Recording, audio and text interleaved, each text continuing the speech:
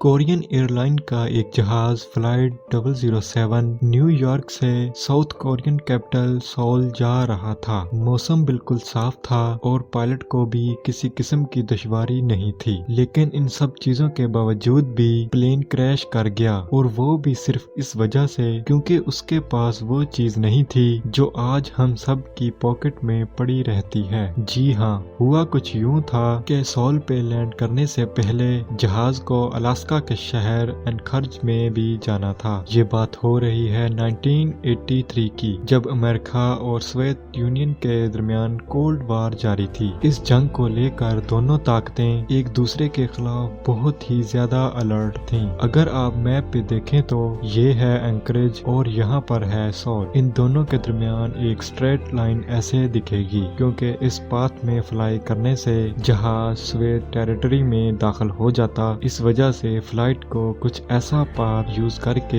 Soul जाना पड़ा, gulf of Alaska से होते हुए नॉर्थ पैसिफिक ओशन और फिर जापान के ऊपर से साउथ कोरिया। पर क्या मालूम था पायलट को कि दोनों ताकतों की ये जंग आज 269 पैसेंजर्स की जान लेकर छोड़ेगी। उस दौर में जीपीएस तो था नहीं और पायलट गलती से सोवियत टेरिटरी में चला गया। सोवियत ने समझा कि ये अमेरिका का स्पाई प्लेन है, उस पर एयर टू एयर मिसाइल दाग दिया। कुछ ही लम्हे बाद प्लेन सोवियत कंट्रोल मैनेरोन आइलैंड के करीब समुद्र में जा गिरा, जहां इस खबर ने पूरी दुनिया को सोग में डाल दिया था। वहीं अमेरिका को सबसे ज्यादा दुख इस बात का था, उनके पास जीपीएस टेक्नोलॉजी होते हुए भी वो इस हादसे को ना रोक सके। जी हाँ, उस वक्त जीपीएस सिर्फ यूएस मिलिट्री का एक टूल हुआ करता था। पर इस वाकया के बाद ही 16 सितंबर 1983 को अमेरिकन प्रेसिडेंट रोनाल्ड रेगन ने सिविलियन यूज के लिए भी जीपीएस को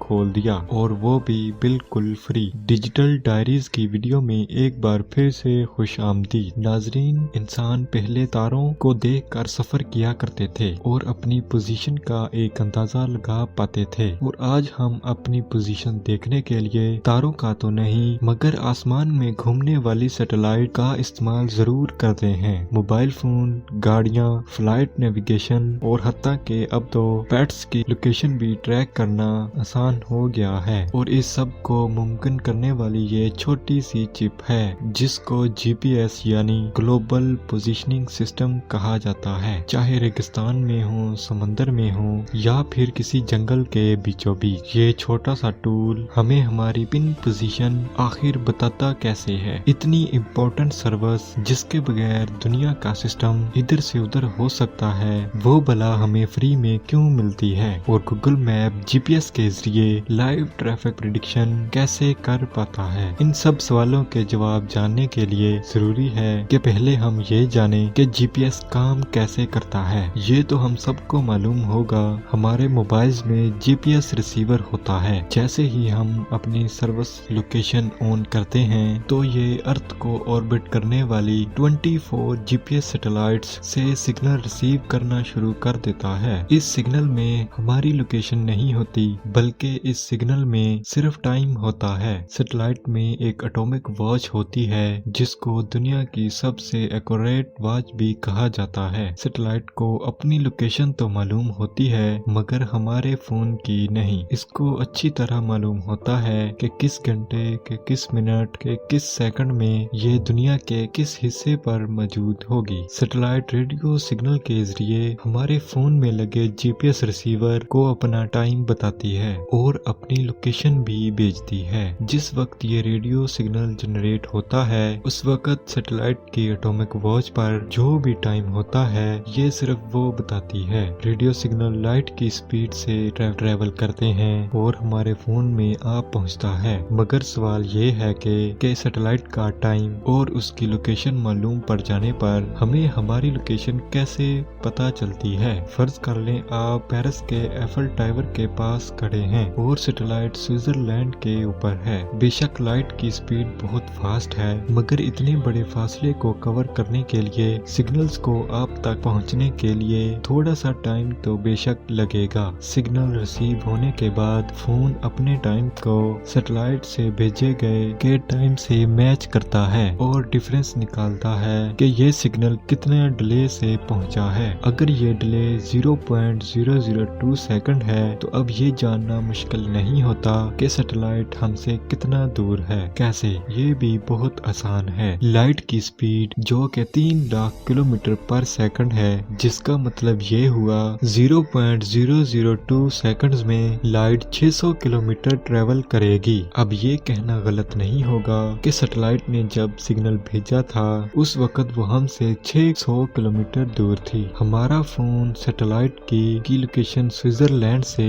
600 किलोमीटर के रेडियस में एक सर्कल ड्रा करता है। इससे फोन को इतना तो मालूम पड़ जाता है कि वो इस सर्कल के किसी न किसी कोने पर मौजूद है, मगर ये सर्कल तो बहुत बड़ा है। हमारा फोन इस पूरे सर्कल के बॉर्डर पर कहीं न कहीं मौजूद है, ये जानना हमारे लिए काफी नहीं है। इस लोकेशन को एक्यूरेट बनाने के लिए यही सारा प्रोसेस दूसरी सैटेलाइट के साथ भी किया जाता है, जिसको हम सैटेलाइट बी का नाम देते हैं। फर्ज करें सैटेलाइट बी इस वक्त स्पेन के ऊपर मौजूद है और हमारे फोन ने इस तमाम कैलकुलेशन से ये मालूम किया कि यह सैटेलाइट हमसे 1100 किलोमीटर दूर है। अब हमारे फोन के पास एक नहीं बल्कि 2 सर्कल मौजूद हैं, एक सैटेलाइट ए का और दूसरा सैटेलाइट बी का। ये दोनों सर्कल जहां पर भी एक दूसरे से इंटरसेक्ट करेंगे, हमारा फोन भी वहीं पर मौजूद होगा। इस लोकेशन को अब मजीद पिन पॉइंट करने के लिए फोन को कम से कम 4 सैटेलाइट से सिग्नल रिसीव करने पड़ते हैं। जितने ज्यादा सर्कल्स बनते जाएंगे,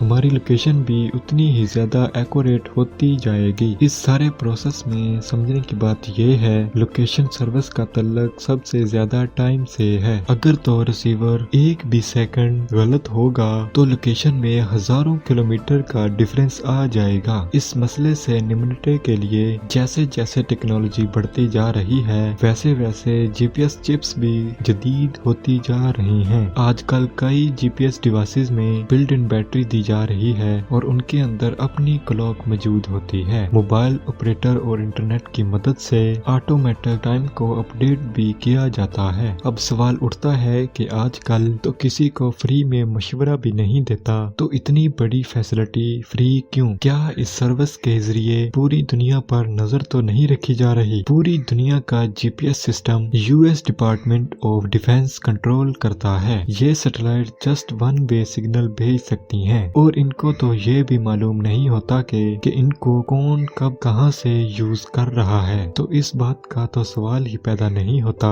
कि फ्री सर्विस देकर हम पर नजर रखी जा रही हो। ये फ्री तो कंज्यूमर के लिए है, जबकि मोबाइल मैन्युफैक्चरर्स, एयरलाइन इंडस्ट्री और ट्रांसपोर्ट सेक्टर से सालाना टैक्स लेकर जीपीएस सैटेलाइट्स की कॉस्ट को पूरा किया जाता है। ये टेक्नोलॉजी अब इतनी कॉमन हो चुकी है कि अगर ये ना हो तो पूरी दुनिया की इकोनॉमी को अच्छा खासा नुकसान उठाना पड़ सकता है। फ्लाइट नेविगेशन सिस्टम डिस्टर्ब हो जाएगी, ट्रांसपोर्ट कंपनीज अपने ट्रक्स को ट्रैक नहीं कर पाएंगी, ट्रैकर कंपनीज का बिजनेस भी बंद हो जाएगा और हो सकता है कि आपका फेवरेट रेस्टोरेंट आपको वक्त पर ऑर्डर भी डिलीवर ना कर पाए। अगर बात की जाए गूगल्स मैप की, तो लाइव ट्रैफिक प्रेडिक्शन में भी सबसे बड़ा हाथ जीपीएस का ही होता है। अगर हमारे फोन का जीपीएस ऑन होगा तो गूगल मैप हर थोड़े वक्त के बाद हमारी लोकेशन अपने सर्वर पर अपडेट करता है। इससे गूगल के एआई बोट को मालूम पड़ जाता है कि